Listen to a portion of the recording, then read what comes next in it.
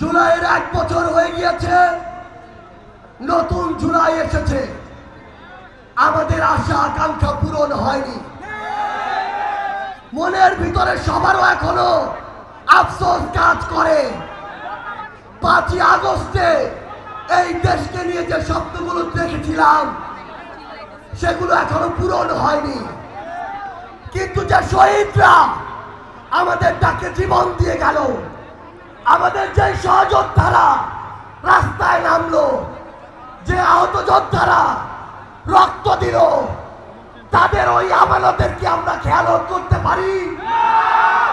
তাই যতদিন না বাংলাদেশের এই ছাত্র জনতার মনে হচ্ছে যে 24-এর অভ্যুত্থানে আমাদের দেখা স্বপ্নগুলো এখন অনেকটা পূরণ হয়েছে, ততদিন পর্যন্ত আমাদের এই জুলাই চলবে, ততদিন পর্যন্ত আমাদের এই লড়াই চলবে।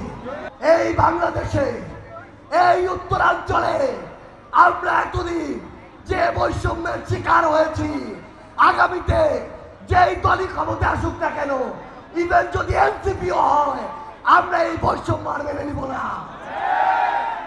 আমরা স্পষ্ট করে আপনাদের একটি আহ্বান জানাই, যে চাঁদাবাজ তার সবচেয়ে বড় পরিচয় সে চাঁদাবাজ, যে দখলদার তার সবচেয়ে বড় পরিচয় সে দখলদার, যে সিন্ডিকেট চালায় তার সবচেয়ে বড় পরিচয় সে রক্তচোষা, যে মাদকের ব্যবসা করে তার সবচেয়ে বড় পরিচয় সে আমার দেশ ধ্বংসকারী।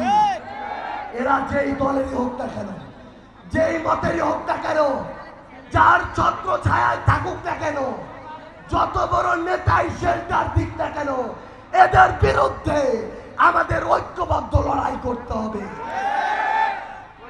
একটা কথা মনে রাখবেন, আমরা ছাড় দিতে পারি, কিন্তু যদি ছেড়ে দেই তাহলে হাসিনার মতো আরো স্বৈরাচার এই বাংলাদেশে তৈরি হবে। কিন্তু আগামীর বাংলাদেশে আমরা আর কোন স্বৈরাচার তৈরি হইতে দিব না।